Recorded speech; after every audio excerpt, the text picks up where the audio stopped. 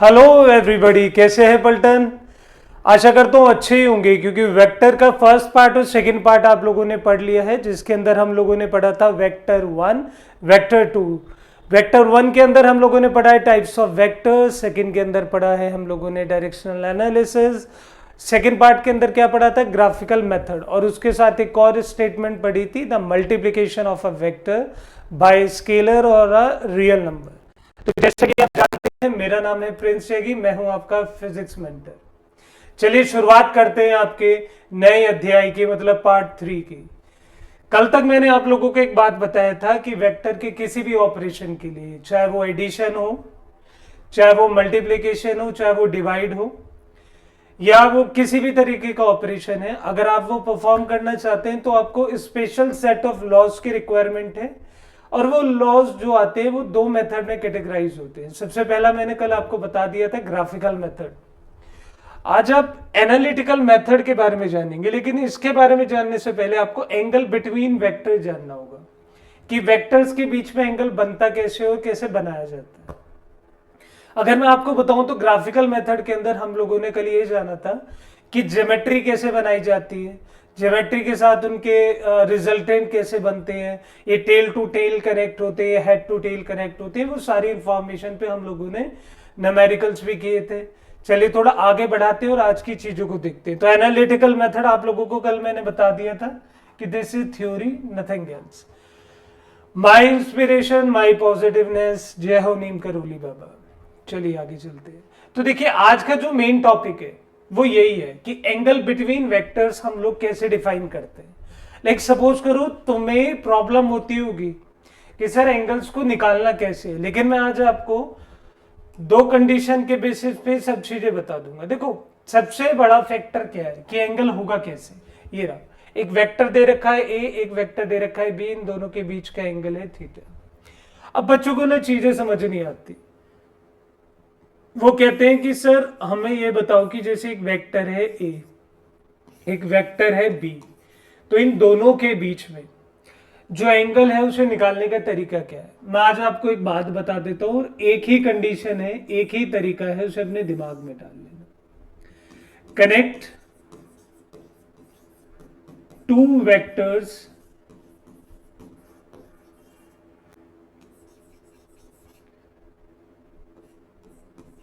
Bye tail to tell.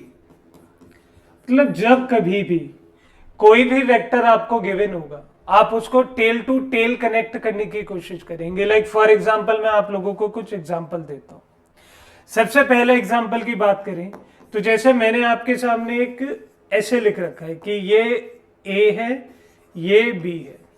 तो generally लोग क्या कहते हैं कि सर एंगल ये 120 है, तो हम angle between them can be taken as what 120। नहीं, क्योंकि देखो यहां पे इसका हेड है और यहां पे इसका टेल है।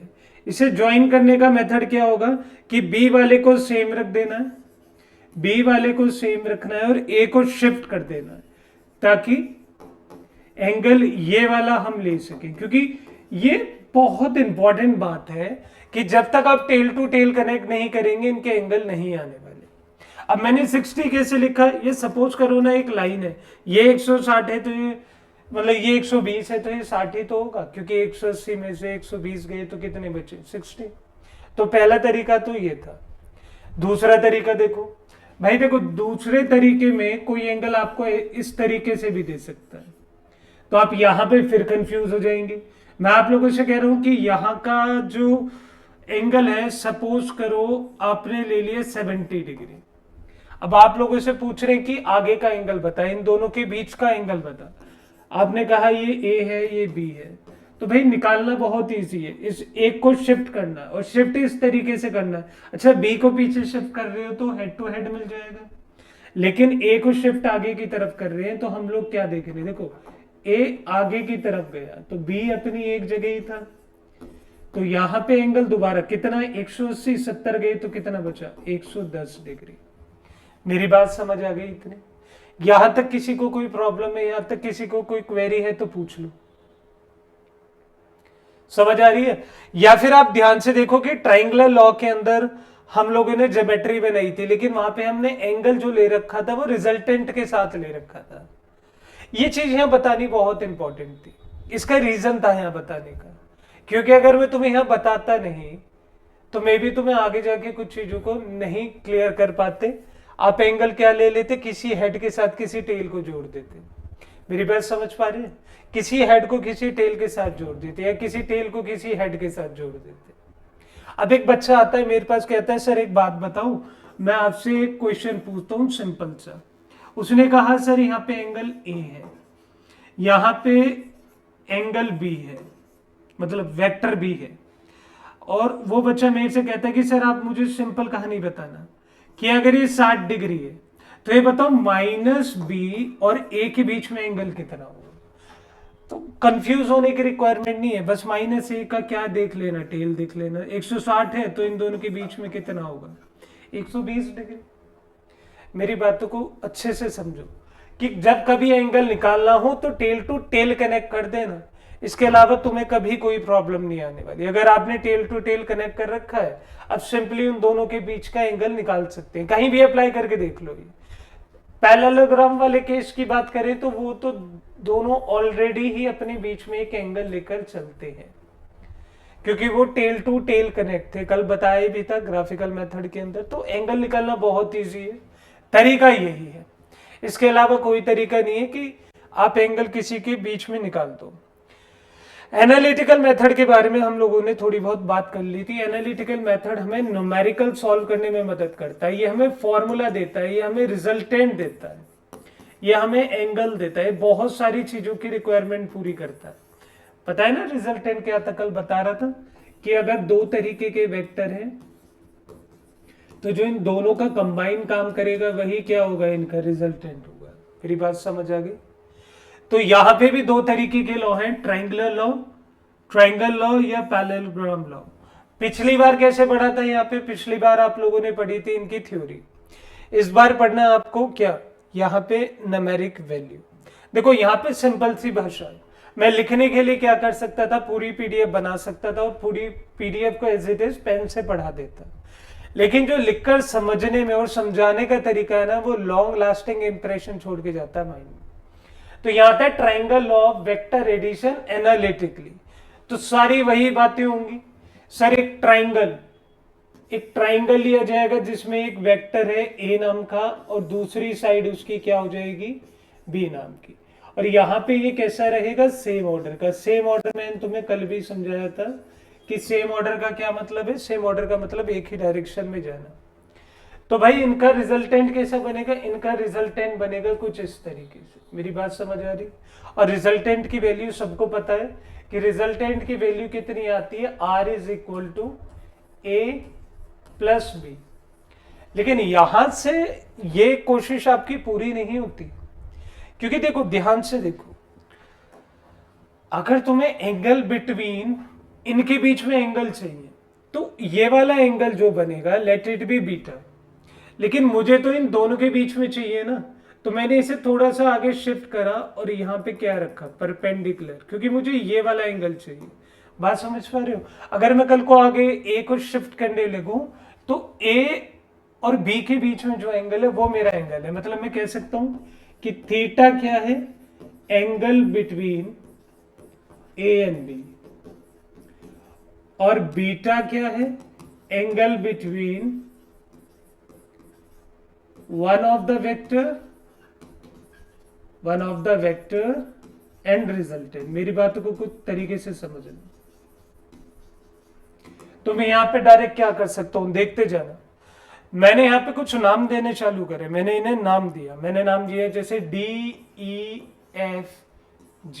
अब यहाँ पे दो तरीके हैं इसे सॉल्व करने के। सबसे छोटा तरीका क्या है, आप लोग ध्यान से देख पा रहे हैं कि इन ट्राइंगल EGF, मतलब इस वाले ट्राइंगल को देखो, ये हमने 90 डिग्री का एक लाइन ड्रॉ करी है ताकि एक्सटेंड हो जाए। तो मैं इस वाले में देख रहा हूं, तो मैं आप लोगों से पूछता हूं कि साइन थीटा कितना होगा। तो आपको पता है कि साइन थीटा का मतलब होता है परपेंडिकुलर अपॉन हाइट। तो परपेंडिकुलर कितना है, G अपॉन F, कितना है GF। H कितना है, ये B वेक्टर, देख लो ये B वेक्टर चल रहा है। तो साइन थीटा यहां से कितना आ गया, इतना। तो जीएफ की वैल्यू कितनी है, बी साइन थीटा। अभी आपको हार्ड लगेगा, कल को आप रेजोल्यूशन ऑफ वेक्टर पढ़ लोगे ना, आपको ये बहुत इजी लगेगा। दूसरी बात, यहीं पे इसी सेम एंगल में अगर मैं तुमसे कहने लगूं कॉस थीटा क्या है, तो तुम कहोगे ई एफ अपॉन में कितना, दोबारा से बी वेक्टर। क्यों, क्या होता है ये, बेस अपॉन हाइपोटेन्यूज। इतनी बात पता होगी आप लोगों को। यहां से अगर मैं ध्यान से देखूं तो ई एफ की वैल्यू कितनी आ गई, B cos theta. E F की वैल्यू कितनी आ गई, बी कॉस थीटा। अब मेरे को ये दोनों चीजें अपने दिमाग में रखनी, क्योंकि अब मेरे पास ई एफ की भी वैल्यू आ गई, जी एफ की भी आ गई, डी ई की भी है, डी बी की भी है, मतलब डी जी की भी है, सारी चीजें हैं। अब मैं क्या करूंगा, पाइथागोरस लगा दूंगा, लेकिन पाइथागोरस इस वाले ट्राइंगल में नहीं लगेगी, पूरे ट्राइंगल में लगेगी। तो अगर मैं पाइथागोरस लगाना चाहता हूं तो मैं ध्यान से देखूंगा कि पाइथागोरस के लिए मुझे कौन सा लेना पड़ेगा, डी जी एफ। तो in triangle D G F apply Pythagoras. तो आपने जैसे ही पाइथागोरस यहां अप्लाई करी, तो आप ध्यान से देखें, ये इसका बेस है, ये इसका परपेंडिकुलर है, ये इसका हाइपोटेन्यूज है, मतलब बड़ी साइड। तो इसका square is equal to sum of both. तो मैं लिख सकता हूं यहां पे कितना, DG square is equal to, DG square is equal to DF square plus GF square. अब ध्यान से देखो, डीजी की वैल्यू क्या है, डीजी की वैल्यू है आर, इसकी वैल्यू क्या है ए, और ईएफ की वैल्यू क्या है, बी कॉस थीटा। तो आप यहां लिख सकते हैं कि R square is equal to, तो डीएफ की जगह आप क्या लिखेंगे, ए वेक्टर प्लस डीएफ की जगह आप ज्वाइन करके लिखें तो डीएफ में आगे क्या आएगा, ईएफ, और ईएफ की जगह कितना गिवन है, बी कॉस थीटा। मेरी बात समझ पा रहे, ये स्क्वायर में, और जीएफ की वैल्यू कितनी निकल के आई थी, निकल के आई थी बी साइन थीटा। चलो यहीं से सॉल्व करना है। आर की वैल्यू यहां से आएगी तो कितना आएगा, ए स्क्वायर, ए वेक्टर का square plus B square cos square theta, मेरी बात समझ रहे हो, plus 2 A B cos theta. ये ए प्लस बी का होल स्क्वायर लगाती है। आगे की बात करें तो यहाँ पे कितना आएगा, B square sine square theta. अब ध्यान से देखो, बी स्क्वायर और कॉस स्क्वायर थीटा, आप लोगों को पता है कि sine square theta plus cos square theta की वैल्यू कितनी होती है, हमेशा 1 होती है। तो मैंने इन दोनों को कितना करा 1, तो वैल्यू कितनी आ गई, A square plus B square plus 2 A B cos theta. मेरी बात समझे, यही कितना है, आर स्क्वायर। तो यहां से आर की वैल्यू कितनी आएगी, यहां से आर की वैल्यू आएगी ए square plus B square plus 2 A B cos theta. आप इससे छोटी तरीके से भी, मतलब आप थोड़ा जल्दी भी कर सकते थे, टाइम भी बचा सकते थे, लेकिन उस टाइम बचाने के लिए आपको रेजोल्यूशन ऑफ वेक्टर या वेक्टर को तोड़ना आना चाहिए, जो कि आपका अगला टॉपिक है, यहाँ पे अप्लाई अभी नहीं कर रही। मेरी बात समझ आ गई इतनी। चलिए अब बात करते हैं पैरेललोग्राम लॉ की, कि ये करता क्या है, ये होता कैसे। आपको सबको पता था कि पैरेललोग्राम के अंदर हम क्या देखते थे कि 2 तरीके के वेक्टर थे, एक था ए नाम का वेक्टर और दूसरा था कौन सा, बी नाम का वेक्टर। और इनका जो रिजल्टेंट आता था, आप सभी को पता है कि जो इनका रिजल्टेंट आता था वो इनका डायगोनल होता था। क्या होता था, डायगोनल होता था। तो इस डायगोनल के केस में हम लोग क्या देख रहे हैं कि जो डायगोनल बन रहा है ना, तो ये भी ऐसा बिल्कुल पैरेलल जा रहा है। कैसे जा रहा है, बिल्कुल पैरेलल जा रहा है। दोबारा बना के दिखाता हूं, ये ऐसे पैरेलल जा रहा है। तो मैं यहां क्या कर सकता हूं कि दोबारा से एक 90 डिग्री का पार्ट तोड़ के डाल सकता हूं। अब ध्यान से देखेंगे, इस वैल्यू को भी मैं ए बोलूंगा, इस वाली वैल्यू को मैं क्या बोलूंगा, बी बोलूंगा। अब खुद सोच के देखो भाई, यहां पे तो ऑलरेडी एंगल कितना गिवन है, यहां पे तो ऑलरेडी एंगल कितना गिवन है, नहीं थीटा नहीं, यहां पे ऑलरेडी एंगल कितना गिवन होगा, बीटा। वही सब चीजें हैं सेम, यहां पे भी तो रिजल्टेंट है, और इन दोनों के बीच में एंगल कितना है, थीटा। तो ये भी कितना हो जाएगा, थीटा। अब नाम दे दो इन्हें, मैं इन्हें नाम दूंगा दोबारा से डी ई एफ जी। दोबारा से सेम काम, in triangle DE GE F हम लोग क्या देखते हैं कि साइन थीटा कितना होता है परपेंडिकुलर अपॉन हाइट, तो परपेंडिकुलर कितना है GF, ये कितना है B, तो यहां से GF की वैल्यू कितनी आ गई B वेक्टर साइन थीटा। ऐसी अगर मैं कॉस थीटा निकालने लगूं इस ट्राइंगल के अंदर, तो कॉस थीटा कितना है base upon height, sorry height कह रहा हूं हाइपोटेन्यूज, तो बेस अपॉन हाइपोटेन्यूज के लिए बेस कितना है बच्चे AF। सारी बातें ये है कि जितनी भी अननोन चीजें हैं आपको ये फाइंड आउट करनी है किसी भी तरीके से। अब ध्यान से देखें तो AF नीचे कितना आएगा बेस, तो ये cos थीटा की वैल्यू है जो आपको निकालनी है। तो यहां से आप AF की बात करें तो AF कितना आ रहा है B cos थीटा। भाई देखो दोबारा से वही बातें आ गई। अब मैं इस वाले पोर्शन में दोबारा क्या करूंगा कि मैं बड़े वाला ट्राइंगल ले लूं, इन ट्राइंगल DGF, तो इन ट्राइंगल DGF के केस में मैं दोबारा क्या लगाऊंगा अप्लाई पाइथागोरस। सेम तरीका है, फॉर्मूला भी सेम आएगा लेकिन निकालने के तरीके अलग है ना। तो यहां पे क्या आएगा R square is equal to कितना GF स्क्वायर प्लस कितना DF स्क्वायर।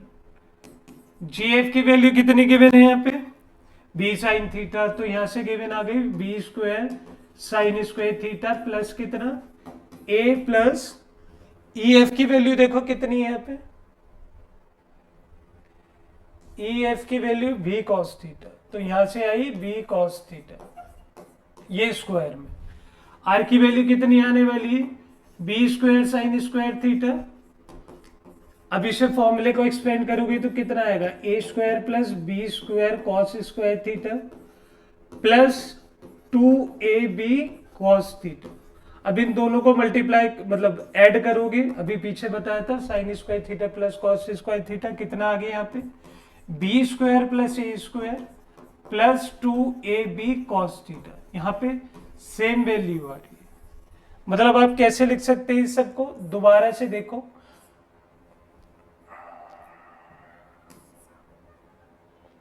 लिखने का तरीका सेम है। R is equal to under root A square plus B square plus 2AB cos theta. कोई भी मेथड ले लो एनालिटिकल में, तो देखो कोई भी मेथड ले लो एनालिटिकल में आपको फॉर्मूला ही ये मिलेगा। अब यहां पे जगह छोड़ने का उद्देश्य क्या है, देखो ट्राइंगल वाले मेथड में मैं अगर आपको एक बात बताना चाहूं, मैं बीटा की वैल्यू डायरेक्ट भी निकाल सकता हूं। कैसे निकाल, चाहे वो इस वाले में देख लो या उस वाले में देख लो, दोनों के लिए सेम आएगा। आप ध्यान से देखें अभी तक हम लोगों ने क्या करा है, अभी तक हम लोगों ने काम करा है कि एक ऐसे ट्राइंगल लिया है आर वाला, इसके साथ ये A जोड़ दिया है, ये B जोड़ दिया है, यहां पे जो वैल्यू आई है उसे हम लोगों ने B cos थीटा बोला है, यहां पे जो वैल्यू आई है उसे हमने B sin थीटा बोला है। ठीक है, थीटा ये था, ये सारा बीटा है। क्वेश्चन एग्जाम में आता है कि रिजल्टेंट A के साथ कितना एंगल बना रहा है, ये रिजल्टेंट का डायरेक्शन क्या है।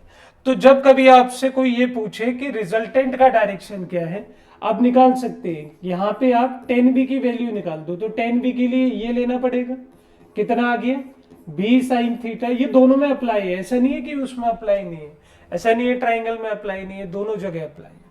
तो आप नीचे क्या लिख सकते हैं A plus B cos theta. देखो तो आप यहां से बीटा की वैल्यू निकाल सकते हैं और बहुत अच्छे से निकाल सकते हैं। ये आपको डायरेक्शन देता है, डायरेक्शन ऑफ रिजल्टेंट। क्या देता है, डायरेक्शन ऑफ रिजल्टेंट।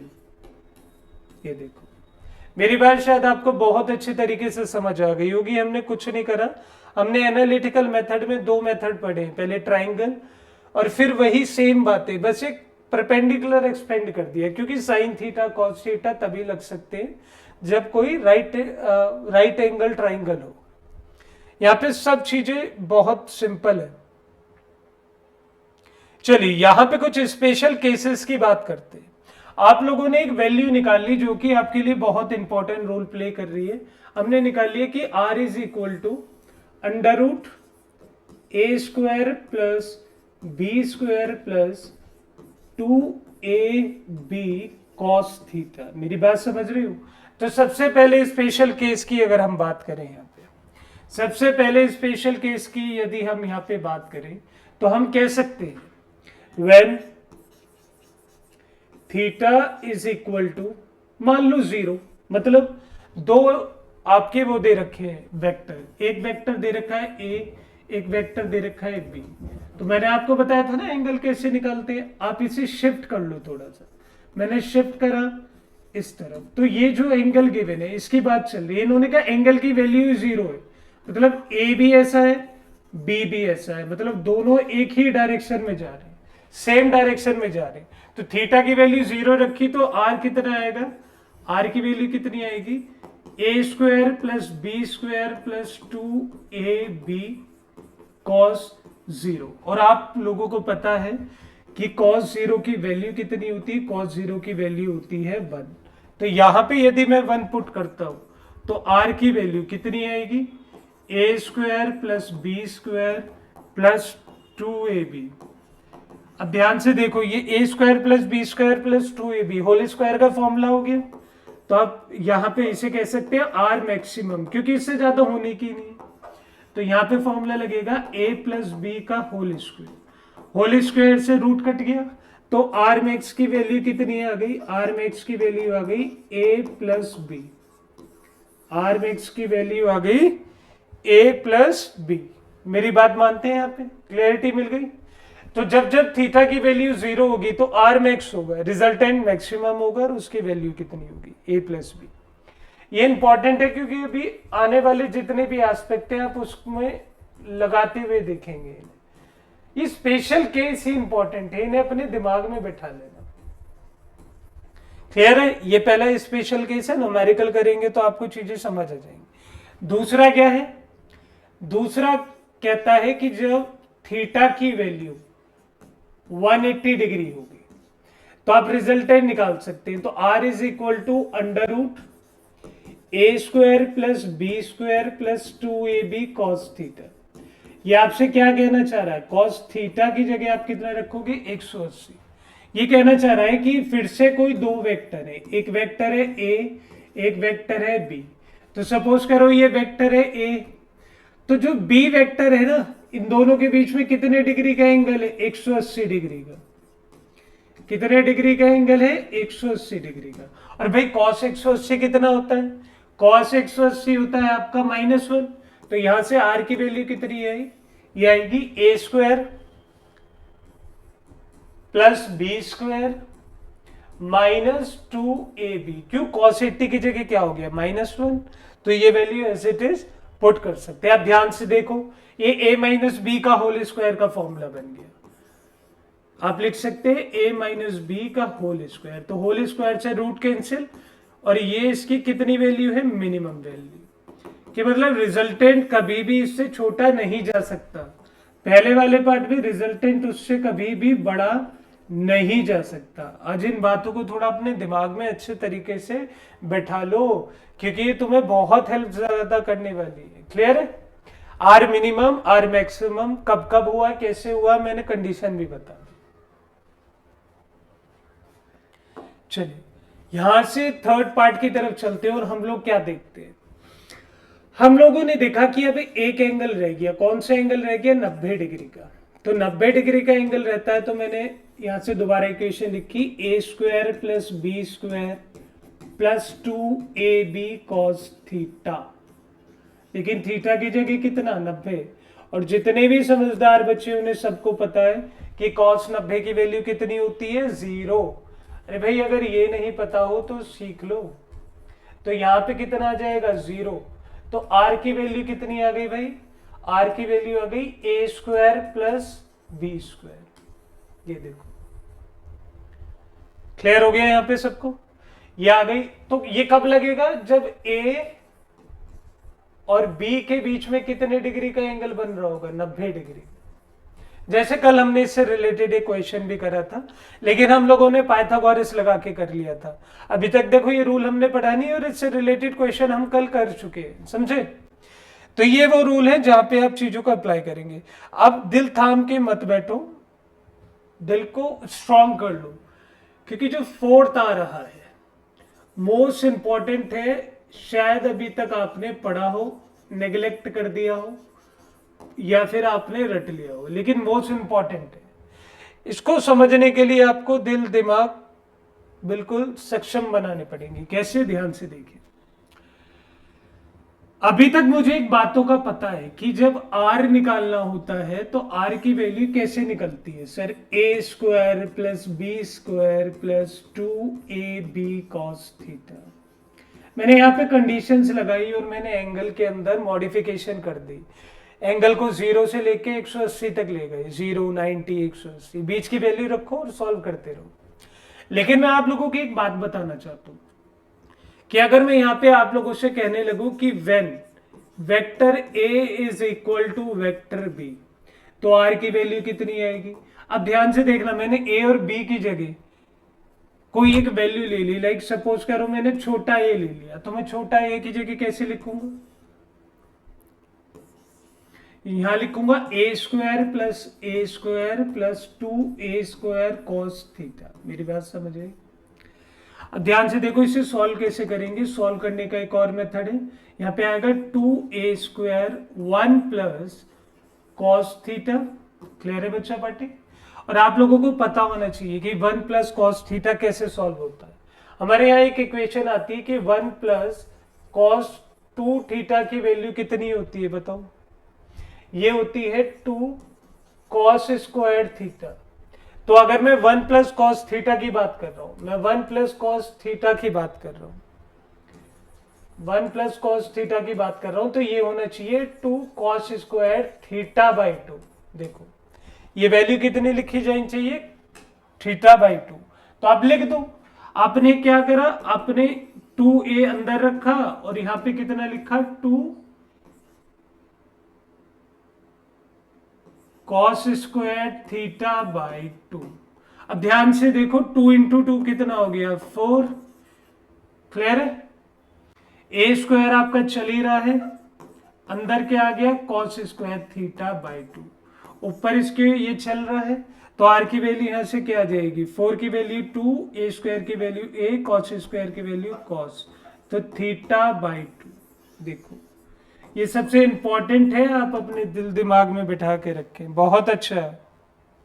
क्लियर है। अब इससे भी एक इंपॉर्टेंट पार्ट आता है, क्या आता है कि सपोज करो मैं आप लोगों से कहता हूं when theta is equal to 120 degree, theta 120 हो जाए।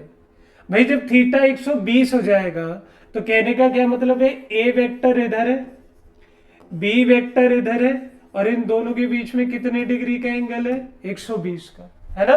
मैंने इस बार ऐसे बनाए क्योंकि एंगल ही ऐसा बनेगा। तो भाई ध्यान से देखो, आप इसका रिजल्टेंट कहां जाएगा, ऑब्वियसली रिजल्टेंट बीच में जाएगा, लेकिन जाएगा कहां, ये सबसे इंपॉर्टेंट है। अब ध्यान से देखना, 120 रख दिया, तो रिजल्टेंट निकालने के लिए अब क्या करेंगे, 2a, यहां पे a और b दोनों की वैल्यू a है, 2a cos 120 अपॉन 2, तो ये कितना हो गया, ये हो गया 2a cos 60, और cos 60 की वैल्यू कितनी हो गई, 2a इंटू 1/2, तो 2 से 2 कैंसिल, तो रिजल्टेंट की वैल्यू का क्या आएगी, a।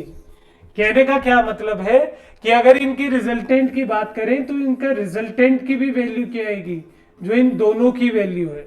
ध्यान से देख लो, जब जब थीटा की वैल्यू 120 होगी और आप फॉर्मूले में रखेंगे, तो ध्यान से समझना, ये रिजल्टेंट की वैल्यू भी वही आएगी जो इन दोनों वेक्टर्स की वैल्यू है, क्योंकि दोनों वेक्टर की वैल्यू क्या है, सेम है। बात समझ आ गई मेरी यहाँ पे। तो कितनी सिंपल बात है, कुछ ज्यादा सोचना नहीं, कुछ ज्यादा विचारना नहीं, सब चीजें आपकी आंखों के सामने है। क्या नहीं है बताओ,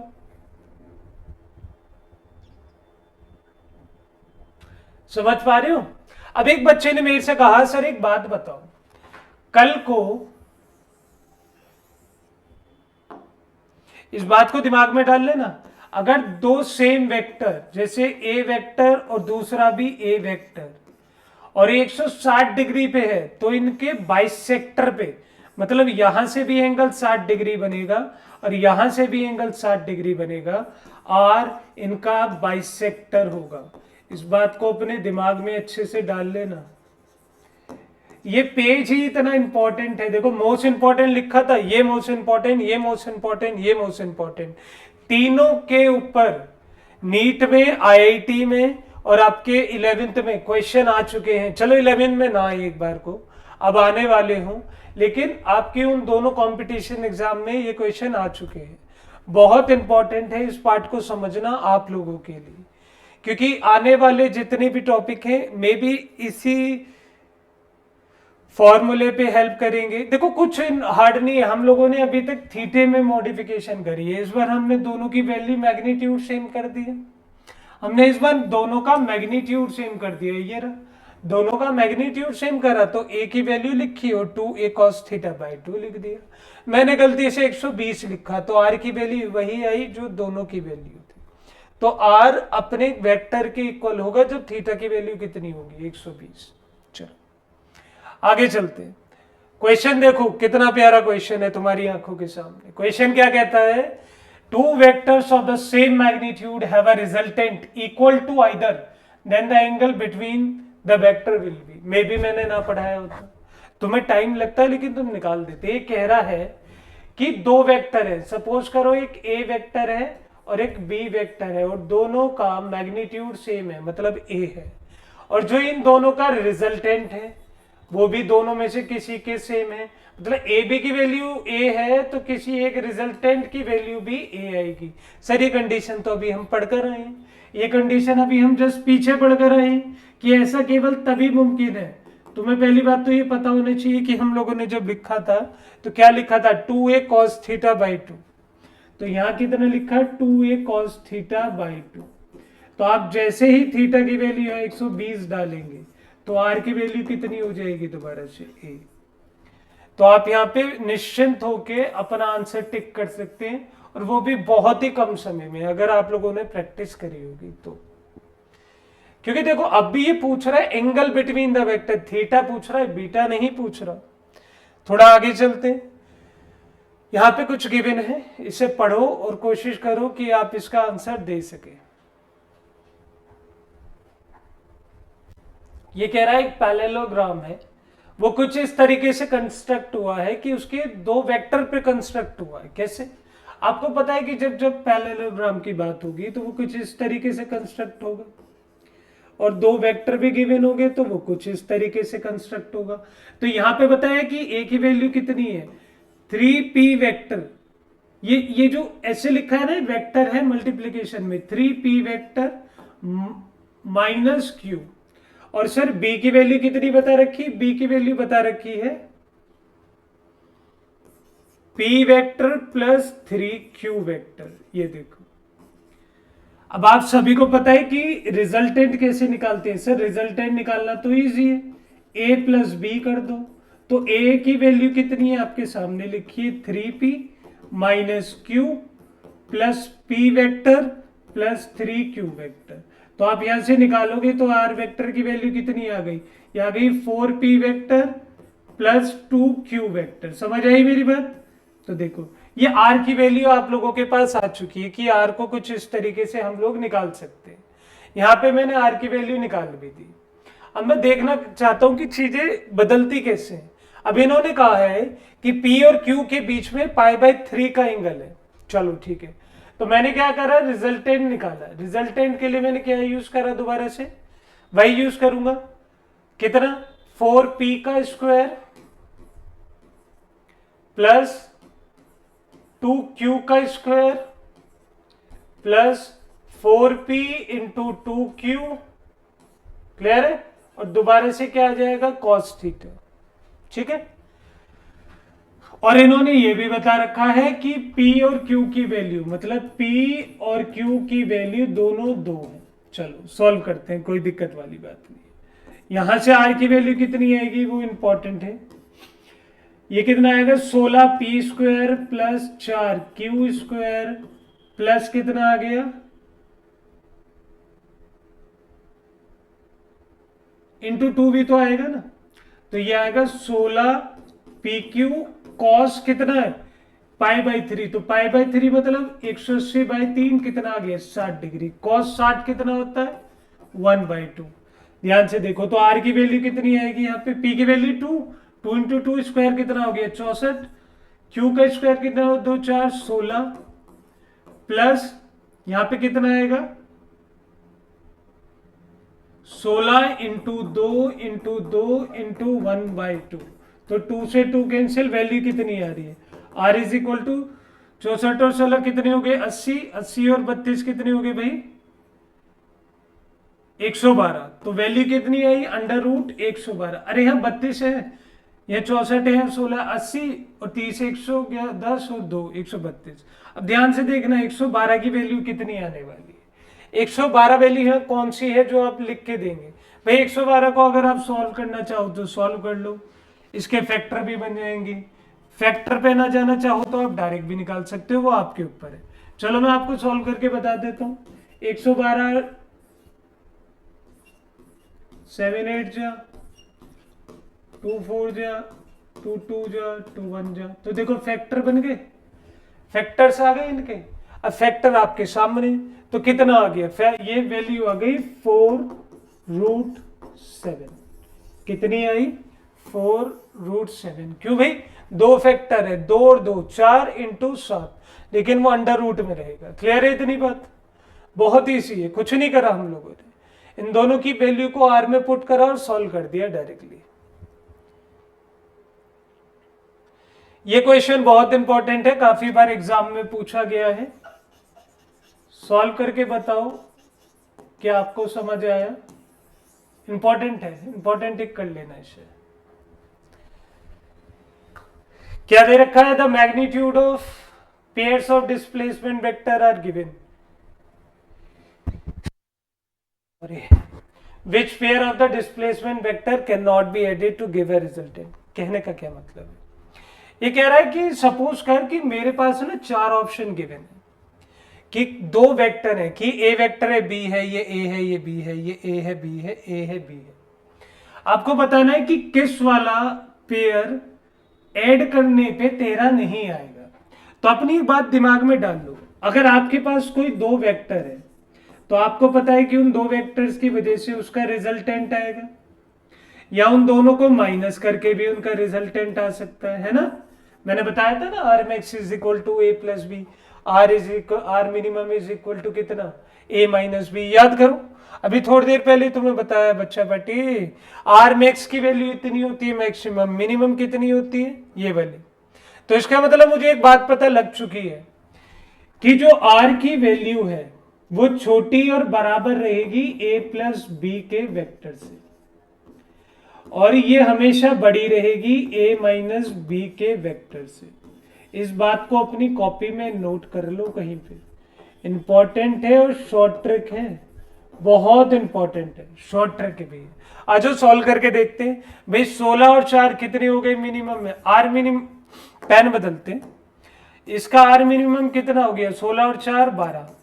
आर मैक्सिमम कितना हो गया इसका? आर मैक्सिमम हो गया 16 और 4 20।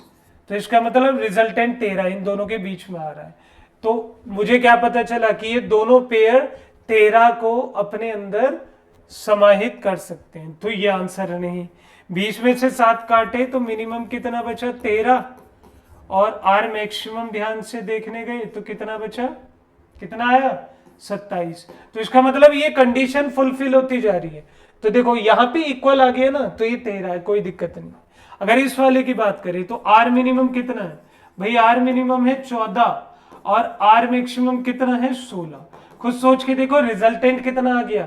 रिजल्टेंट है 13। मतलब ये ही आपका आंसर है, यही वो पेयर है जो आर की इस कंडीशन को फुलफिल नहीं करेगा। अपने दिमाग में केवल इतनी बात बैठा लो कि जो आपका आर है वो आर मिनिमम के या तो इक्वल होगा या उससे ज्यादा होगा, उससे छोटा नहीं हो सकता, और आर मैक्सिमम से छोटा होगा या बराबर होगा, इक्वल होगा, उससे ज्यादा नहीं हो सकता। ये वाली यहां पे साफ लफ्जों में लिखा है कि नॉट बी। ये नहीं बोल रहे कि बना रहे हैं, कौन नहीं बना रहा। अगला क्वेश्चन देखो बेटा, मैं इस बात को बेट लगा के कह सकता हूं कि जिस बच्चे ने पहली क्लास ली होगी, पहला सेशन लिया होगा, वेक्टर का पार्ट 1 लिया होगा, types of vector, direction analysis, तो उसके लिए क्वेश्चन कुछ भी नहीं है। अब ध्यान से पढ़ें क्वेश्चन को। क्वेश्चन क्या कह रहा है? A motor boat is racing towards the north at 25 kilometre per hour and the water current in that region is 10 kilometre per hour. In the direction of 60 degree east of south. देखो आया ना direction analysis, the resultant velocity of the boat. अब ध्यान से समझो, ये कह रहा है कि एक मोटर बोट है वो नॉर्थ डायरेक्शन में जा रही है, तो उसकी कुछ वेलोसिटी मान लो वी ए मान लो, तो कितनी आ गई 25 किलोमीटर पर आवर।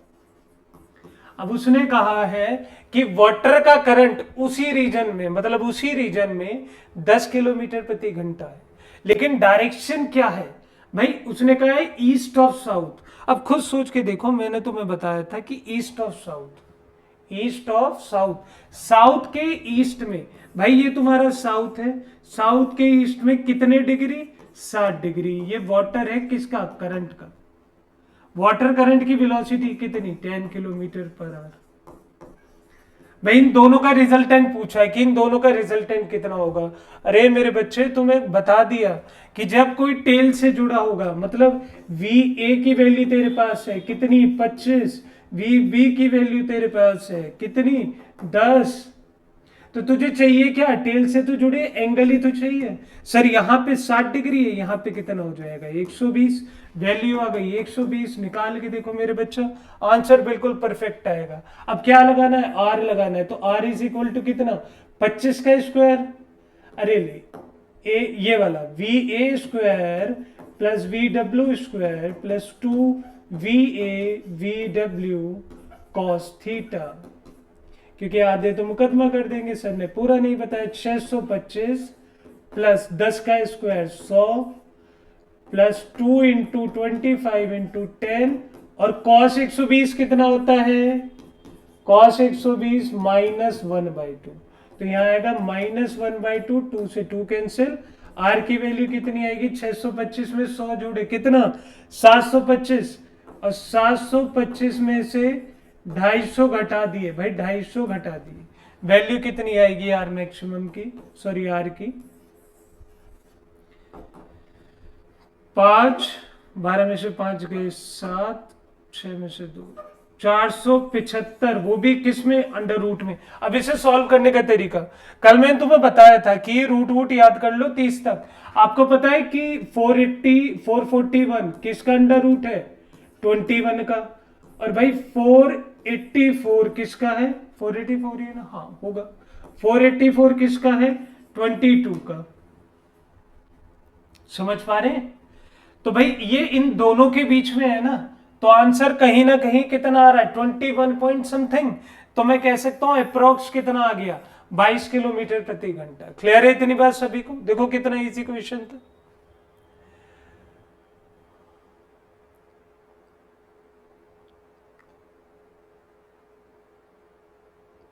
चलिए अगले क्वेश्चन की तरफ चलो। जिसने पहली क्लास दूसरी क्लास अच्छे से ली है वो इसका आंसर एकदम बता देगा। What happens when we multiply a vector by -2? कल के ही सेशन में पहले के 2 मिनट के अंदर ये बात मैंने तुम्हें बता दी थी कि अगर कोई वेक्टर को -2 से मल्टीप्लाई करोगे तो आप लोगों को पता है कि उसके डायरेक्शन में कमी केवल तभी आएगी जब माइनस लिखा होगा, क्योंकि माइनस का मतलब कितना होता है, अपोजिट डायरेक्शन। तो भाई वेक्टर के पास दो ही तो चीजें हैं, वेक्टर के पास एक मैग्नीट्यूड है, वेक्टर के पास एक डायरेक्शन है, इसके अलावा और है क्या। तो यहाँ मैग्नीट्यूड कितना हो जाएगा, 2 गुना, और ये कितना हो जाएगा, अपोजिट। तो ऐसा आंसर ढूंढ लो कि direction reverse and the magnitude is double. ये लो, थर्ड वाला आपका आंसर है। मेरी बात समझ आई, ये रहा थर्ड वाला आंसर आपका। फर्स्ट क्यों नहीं हो सकता, क्योंकि यूनिट चेंज ही नहीं है, क्योंकि 2 का यूनिट ही नहीं है, डायरेक्शन रिमेन अनचेंज नहीं होगा। देख लो ये भी ठीक है, लेकिन साथ में डायरेक्शन होना चाहिए।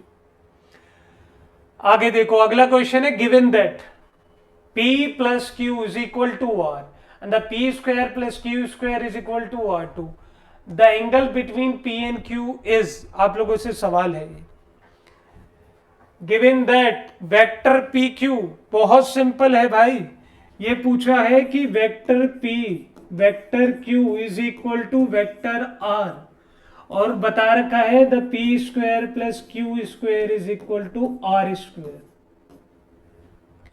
अब आपसे पूछा था angle between P and Q कैसे निकालोगे, पॉज कर लेना, सॉल्व कर लेना, 30 सेकंड में करके देखो, मे भी हो जाए।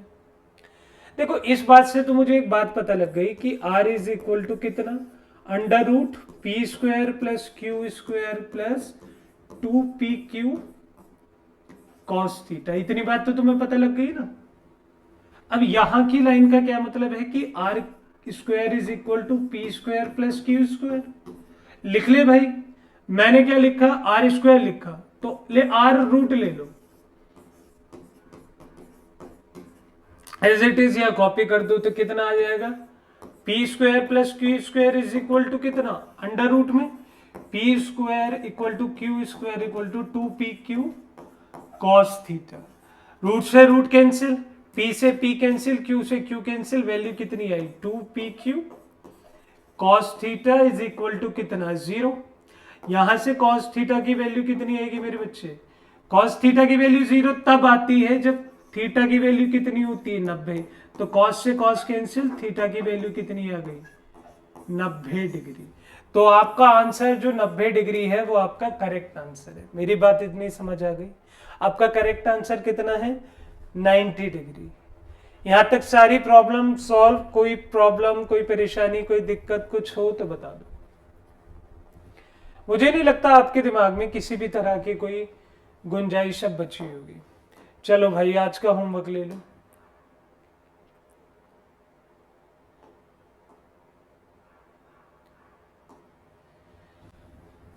होमवर्क की बात करें,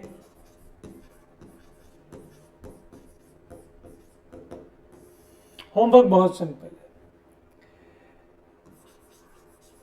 बोला है when two vectors of same magnitude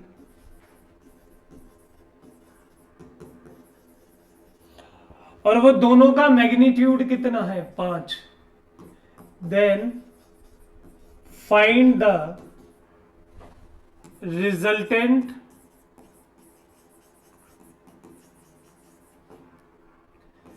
and direction of resultant.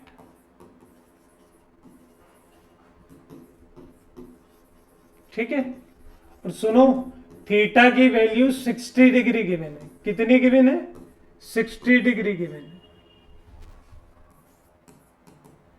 Answer आपको बताना है कमेंट बॉक्स में। इतनी बात समझ आ गई आप लोगों के या नहीं, क्लियर है? ये आपका होमवर्क है। मैं होप करता हूं कि आपको ये सेशन पसंद आया होगा। तो आपका एक फर्ज बनता है कि सेशन को या पिछले किसी भी सेशन को आप जितने भी नीडी बच्चे हैं जो कोचिंग अफोर्ड नहीं कर सकते, क्योंकि ये सारी जितनी भी यहाँ पे सेशन होंगे इस चैनल के ऊपर मैं कभी कोई फीस नहीं लूंगा, कभी कोई बैच प्रमोट नहीं होगा, कभी कोई बैच बेका नहीं जाएगा। क्लियर है? एवरीथिंग इज फ्री, बस आपको आना है, पढ़ना है, नथिंग एल्स। इतनी बात समझ आ गई? तो thank you so much for this session. और किसी की कोई भी क्वेरी हो किसी भी तरह की आप कमेंट बॉक्स में बता सकते हैं। Thank you all of you guys.